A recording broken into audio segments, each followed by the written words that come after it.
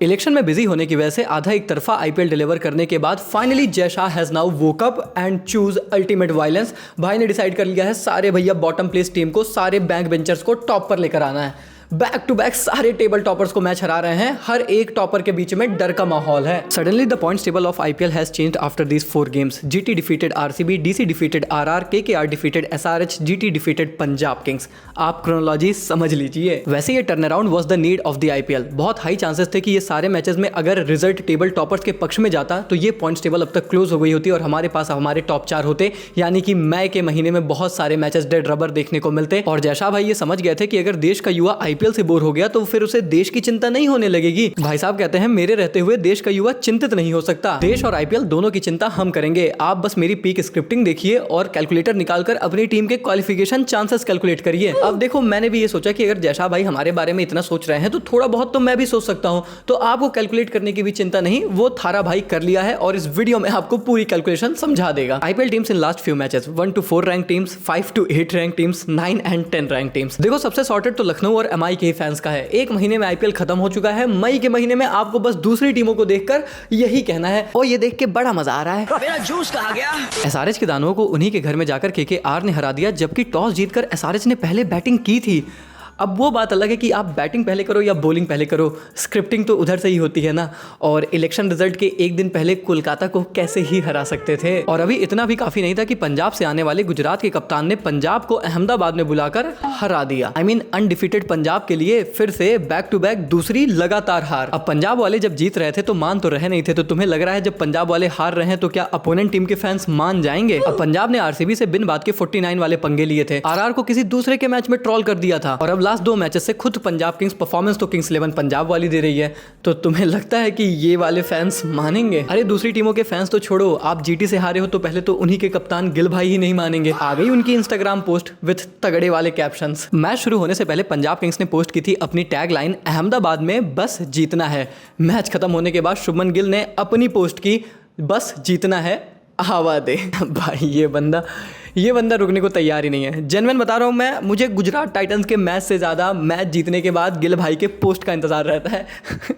अलग लेवल पे चल रहा है बंदा। एंड इसके बाद राजस्थान के भी फैंस को अपना हिसाब बराबर करना था, तो उन्होंने सॉरी भाई आज नहीं का रिप्लाई करते हुए लिखा, सॉरी भाई आज भी नहीं। और आरसीबी के फैंस को पंजाब ने 49 की याद दिलाई थी, तो इस बार आरसीबी ने उन्हें 49 for 5 उनके इस बार के स्कोर कार्ड की याद दिला दी। भाई बीफ चल रही है टीमों के बीच बहुत भयंकर, और मुझे लगता है कि अभी तो ये शुरू हुआ है, अभी तो और मसाला आना बाकी है। आगे आने वाले मैचेस में देखो क्या क्या होता है। जैसे जैसे जो जीतेगा वो उनका सबका हिसाब बराबर करेगा। अल्टीमेट मजा तो आईपीएल का इसी में आ रहा है। खैर केकेआर और गुजरात की बैक टू बैक जीत की वजह से इनकी टीमों के फैंस के बीच तो जश्न का माहौल है ही, पर ये खुश हैं, इनसे ज्यादा कुछ और टीमों के फैंस खुश हैं। भैया चेन्नई और दिल्ली वाले भी बहुत ज्यादा खुशी मना रहे हैं, क्योंकि कहीं ना कहीं उन्हें भी मौका मिला है अब टॉप 4 में सूप इन करने का। और एक्चुअली में ये जो टॉप 4 की टीमें हैं जो लगातार मुकाबले हार रही हैं, भैया मैं इनको थोड़ा सा वार्निंग देना चाहता हूं, अगर ऐसे ही खेलते रहे ना तो वो दिन दूर नहीं है जब नीचे वाली कोई एक टीम घुस जाएगी और आप में से कोई एक नीचे बाहर निकल आएगा। ये पॉइंट्स टेबल बहुत ही ज्यादा इंटरेस्टिंग और ओपन अप हो चुकी है। क्या खेला होगा? क्रैक्स पर जाकर अगर आप पॉइंट्स टेबल देखेंगे तो कुछ ऐसा ही आपको समझ में आ रहा है कि खेला होने के पूरे चांसेस हैं। खेला तो हैदराबाद के साथ भी हो गया, और वो भी उनके अपने होम ग्राउंड पर। देखो एक बात का क्रेडिट तो हैदराबादी फैंस को देना पड़ेगा कि इररिस्पेक्टिव ऑफ उनके टीम का रिजल्ट क्या होता है, हमेशा जब ये अपने घर पर खेलते हैं हाई ऑडियंस रिटेंशन इनको देखने को मिलती है। बहुत ज़्यादा खचाखच स्टेडियम भरा रहता है, और इस मुकाबले में भी ऐसा ही था। तो भाई हैदराबादी फैंस आपके लिए यार एक अलग रिस्पेक्ट है। जिस तरीके से आप अपनी ऑरेंज आर्मी को सपोर्ट करते हो, वो बात अलग है कि इस मुकाबले में ऑरेंज आर्मी थोड़ी सी कोलैप्स आर्मी बनती नजर आई।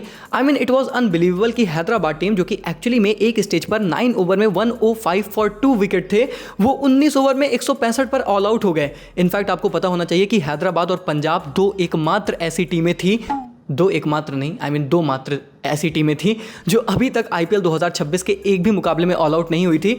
इस सुपर संडे दोनों टीमें ऑल आउट हो गई। हैदराबाद का ये कोलैप्स तो काफी ज्यादा क्रेजी था, और डेफिनेटली इसमें क्रेडिट केकेआर के गेंदबाजों को जाता है, specially Sunil Narine, Kartik Tyagi and Varun Chakravarthy को। पर मुझे लगता है उससे भी कहीं ज्यादा क्रेडिट जाना चाहिए हैदराबाद के बल्लेबाजों को। और देखो भाई उनको भी मैं ब्लेम नहीं करता जब उनका कप्तान पैट कमिंस खुद आके ये बात कहता है कि देखो भैया या तो हम 120 पर ऑल आउट हो जाएंगे और या तो हम 260 बनाएंगे। ये 160 170 वाली बैटिंग हम नहीं करना चाहते। हालांकि इस मैच में रन बनाए 165। हाँ मतलब वो 260 बनाने के ही चक्कर में 165 पर ऑल आउट हो गए। भाई ट्रेविस हेड ने टीम को बहुत अच्छी शुरुआत दिलाई थी और उसके बाद ईशान किशन भी एक छोर पर खड़े थे, लेकिन हर बार हेनरिच क्लासन आकर इस टीम को रेस्क्यू करते थे और एक तरफ से पारी को होल्ड करते थे। इस बार वो कोलैप्स कर गए तो उनके साथ बाकी सारे बैटर्स कोलैप्स कर गए। और भाई इस मैच में हमने हैदराबाद का एक बहुत बड़ा ब्लंडर भी देखा। हमें यह पता चला कि हैदराबाद के पास एक भी बल्लेबाज उनके डगआउट में है ही नहीं। नीतीश कुमार रेड्डी इंजर्ड थे और हम यही सोच रहे थे कि अगर इस तरीके का कोलैप्स इस टीम का हो रहा है तो फिर ये इंपैक्ट प्लेयर के तौर पर एक बैटर क्यों नहीं यूटिलाइज कर रहा है। बाद में जाकर मैंने इनके इंपैक्ट प्लेयर की लिस्ट देखी और उसके बाद इनके पूरे स्क्वाड को देख लिया। इनके पास कोई इंडियन बैटिंग का ऑप्शन था नहीं, ओवरसीज ही ऑप्शन थे और 4 विदेशी आप ऑलरेडी खिला रहे थे तो ओवरसीज तो आप पिक कर नहीं सकते थे।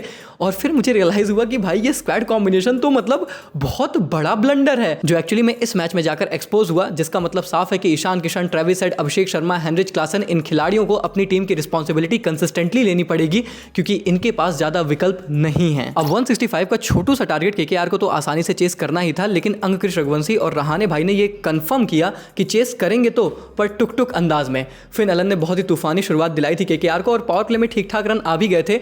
चाहती तो केकेआर अपना नेट रन रेट भी काफी अच्छा कर सकती थी। रघुवंशी और रहाणे भाई ने कहा आज मूड नहीं है, इसको कल देखते हैं, आज बस मैच जीत लेते हैं। भाई साहब दोनों ने प्रॉपर टुक टुक नॉक खेली, 40 गेंदों में 50 वाली नॉक खेली, बट फाइनली अपनी टीम को मैच जिताया और 3 बैक टू बैक मैचेस यहां पर केकेआर जीत गई है।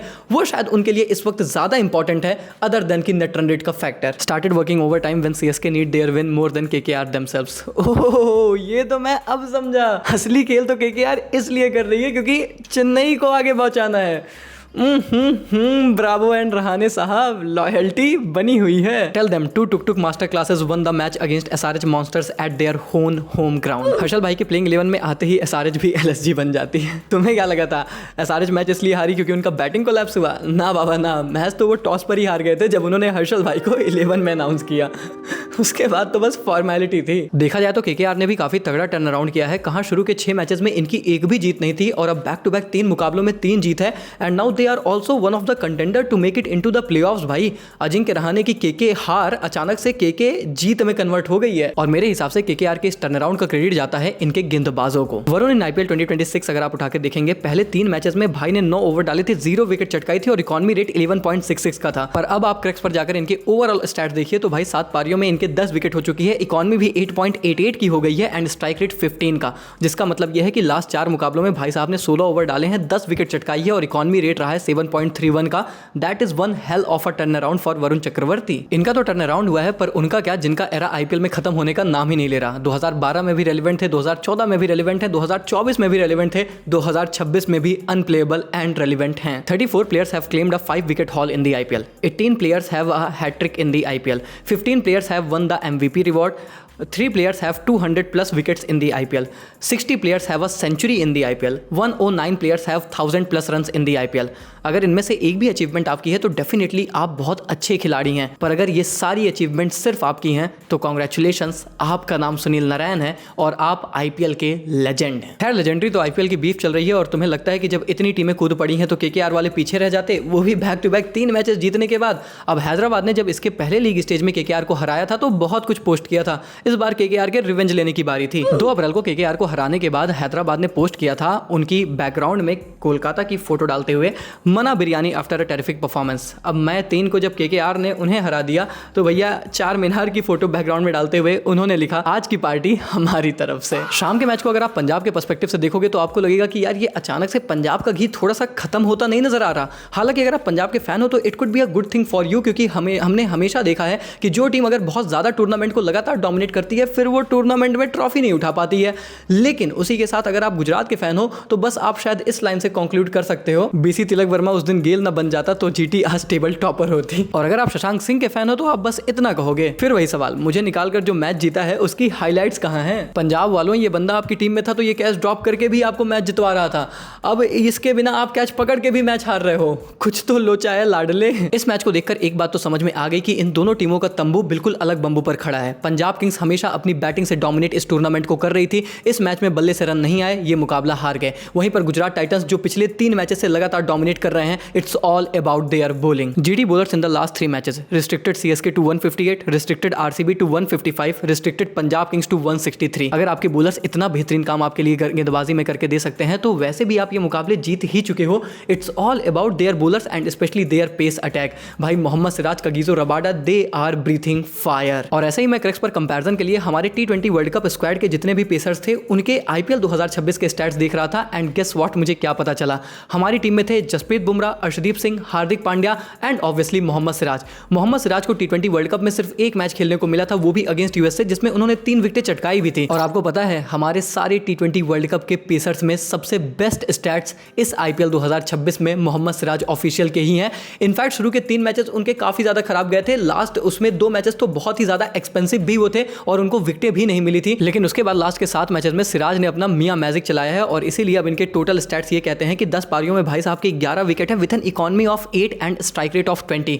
और इस मैच में भी ज्यादा कुछ कहने को है नहीं। शुरू के 1 ओवर में अगर आप प्रियांश आर्या और कूपर कॉनली को आउट कर देते हो पंजाब किंग्स को, तो फिर आपने बैकफुट पर धकेल दिया ना। DSP Siraj arrested both the intent merchants of Punjab Kings, Priyansh Arya and Cooper Conley for 2 of 2 and a golden duck. वहीं से गुजरात ने पंजाब किंग्स को बैकफुट पर धकेल दिया था और उसके बाद पंजाब बस इस मैच में चेज ही कर रही थी।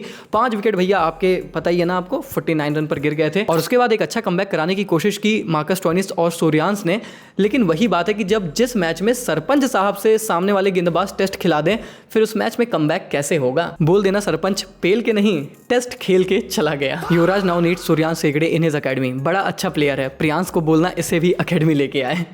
क्रेडिट भी तो लेना है। वैसे गुजरात की सक्सेस का क्रेडिट देना है तो भाई जेसन होल्डर को दो। जब से ये बंदा इस टीम की प्लेइंग 11 में आया है, पूरी तरीके से टीम की डेस्टिनी को ही बदल दिया है। And bro is literally everywhere. Fielding effort देखो तो वहां पर कूद जा रहे हैं, बॉलिंग एफर्ट में तो he is doing absolute magic, और बैटिंग में भी बड़े बड़े शॉट्स लगा रहे हैं। भाई साहब 4 मैचेस कुल मिलाकर खेले हैं जेसन होल्डर ने अब तक इस IPL में, और उन 4 में से 2 में मैन ऑफ द मैच का अवार्ड है। In fact most man of the match का अवार्ड अब जेसन होल्डर के पास है इन जस्ट ब्लडी 4 गेम्स। इस मैच में वैसे कॉम्पिटिशन तो निहाल भाई ने भी बहुत दिया था मैन ऑफ द मैच के लिए, लेकिन मिला अंत में होल्डर भाई को।